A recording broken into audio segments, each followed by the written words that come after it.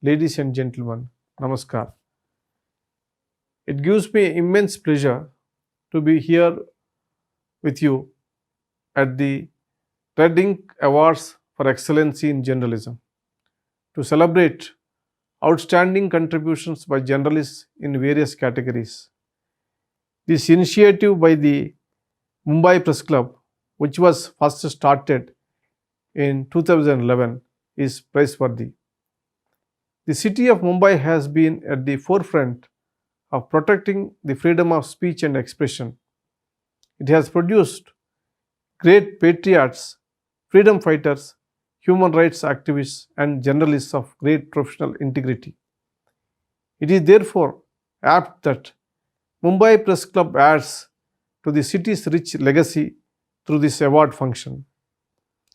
I would like to congratulate all those who are being honored today. There is no doubt that a healthy democracy can thrive and survive only with a fearless and independent press. For that, journalists like you need to grow in number. As someone who started his professional career as a journalist, I can understand your difficulties and struggles. Speaking truth to power and holding up a mirror to society is an immense responsibility that is extremely difficult to fulfill. There is enormous pressure and stress upon you. In the contemporary world, performing your duty as a journalist is akin to dancing on a razor's edge. You are on your feet for long hours and constantly on call and working. Holidays are few and far between, and finding time to spend with family is difficult. The stress on your family is also immense. The wages too are not very encouraging. Women, particularly beyond metros, still find it difficult to gain foothold in the profession. Those who are serving in conflict zones are willing to risk their lives. Those on regular beats are also no longer safe. Some of those in powerful positions, both political leaders and bureaucracy, mafia of all shades, and those on wrong side of the law, none of them are comfortable with a professional journalist. As a result, you keep getting unpleasant and disturbing messages. I know it is not easy for you and your families to deal with such threats. Another worrisome trend is the concerted efforts to bracket journalists into a particular category. I can imagine how painful it is. Yet, it is an extremely satisfying profession to pursue. It is often said that the legal profession is a noble profession.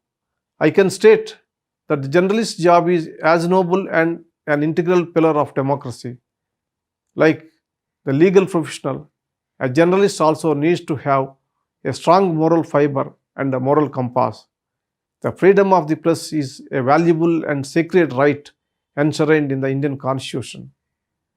Without such a freedom, there cannot be discussion and debate that is essential for the growth of a democracy. There can be no flow of information that public requires and that a democracy demands. But the profession is vastly different from what it was when I was a journalist for a brief period. All things change. This is inevitable. As the world around us evolves, so too has the media profession and the journalism. Unless you are willing to evolve and change, you will stagnate and left behind. Now, the profession demands specialists. Earlier, one reporter could be deputed to report on diverse subjects. However, the nuance of reporting contemporary news is specific fields require specialization. Law reporting, for example, might require a person to be knowledgeable about precedents, legal history, and court procedure. The resourceful media houses in Delhi have their specialist legal editors covering the proceedings of the Supreme Court. When it comes to other Indian language media and small media houses, it is the regular political reporter who doubles up as legal reporter whenever the necessity arises. To be able to inform the readers and viewers accurately, the media needs to invest on specialists. I think it might be necessary for working journalist unions to organize training camps and orientation programs for journalists like what we do for judges.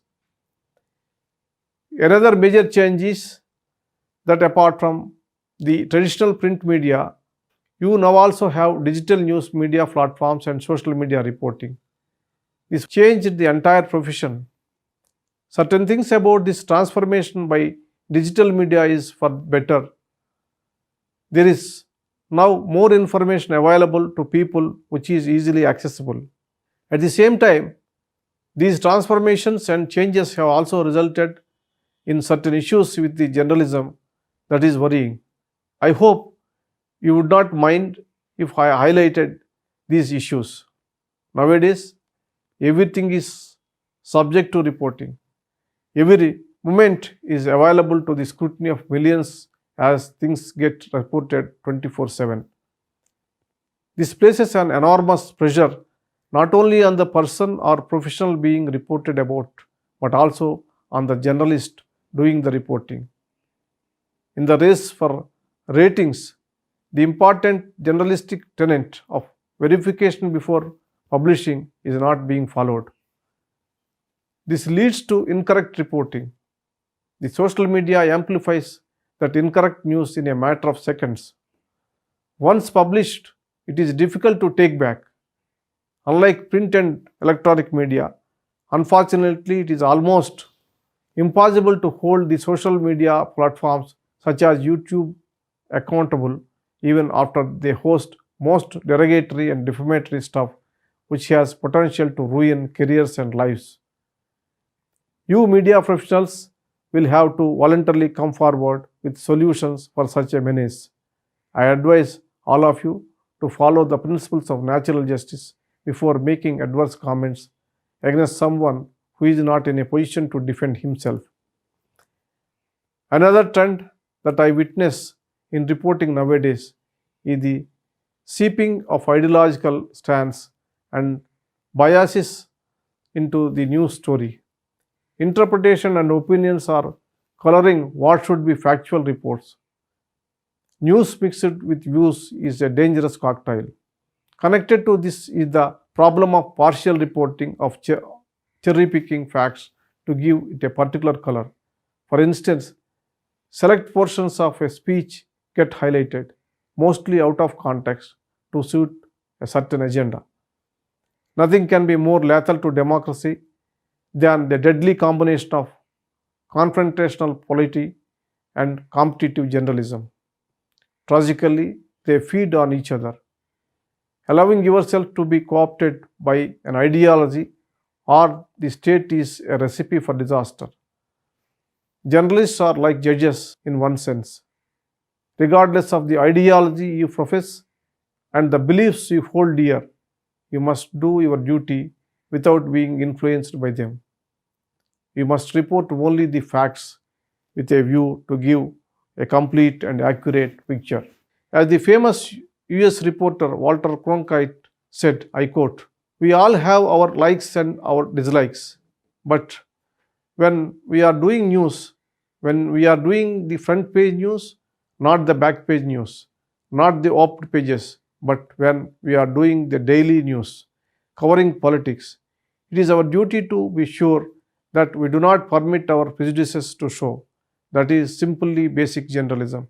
Unquote. Another issue that has gained prominence recently is linked to what is called the attention economy. In the hopes of grabbing the eyeballs, the headlines are given for news reports are catchy but misleading. The headlines is often unreflective of the actual content of the reports. It is interpretative and imaginary. The headlines are then shared widely on social media and become the news. The content is forgotten. I can empathize with the pressures journalists are operating under. Experience and reflections suggest that the media organizations run by independent exclusive trusts and by the companies which are only into the business of news are still in a position to ward off the pressures of various kinds to a great extent. The freedom of the press is a sacrosanct constitutional right. From the very beginning, the Supreme Court of India has upheld the freedom of the press as an important facet of our constitution. From Sakal papers and R. Rajagopal to Anuradha Bhasin. However, this freedom comes with an enormous responsibility that must be borne by every individual who is part of the journalistic enterprise, the journalists, editors, and management. As Justice Frankfurter, the judge of US Supreme Court, once said, I quote, "The freedom of the press is not an end in itself, but a means to the end of achieving a free society," unquote. As the Chief Justice of India, I am restrained from commenting on specific issues that may be under judicial consideration. Let me simply say that the judiciary is a robust pillar. Despite all the constraints, it is working to further constitutional goals. The recent trend to sermonize about judgments and villainize judges needs to be checked. The media must have belief and trust in the judiciary.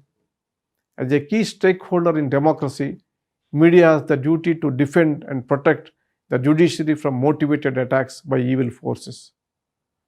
We are together in the mission of democracy and in promoting national interest. We are to sail together. Coming back to the event organized today, I am glad to see journalists who uphold and represent the highest standards of journalistic ethic being awarded today. The recognition given to them and their work as an important symbol of the standard to be achieved. Their example must be followed by all in the profession. I again congratulate all the awardees. I would like to take a few moments here to congratulate Mr. Prem Shankar Jha, who is received the Lifetime Achievement Award. Mr. Jha has had a long and distinguished career. His reputation for hard work, that highest ethical standards, and intellectual rigor is unparalleled in the field. He is an inspiration to journalists and other professionals everywhere. I would like to pay my respects to the late Danesh Siddiqui. He was a man with a magical eye and was rightly regarded as one of the foremost photojournalists of this era. If a picture can tell 1,000 words, his photos were novels. Wartime correspondents have always had the most difficult and risky job. His unfortunate passing in Afghanistan again brings to the fore the issue of sufficient safety protocols and protections for journalists in conflict zones. His spouse, Mrs. Frederick Siddiqui, joined us online a while ago. My condolences to his family, colleagues, and friends. I would also like to take a few moments to pay tribute to all journalists who lost their lives while reporting from the ground during this pandemic.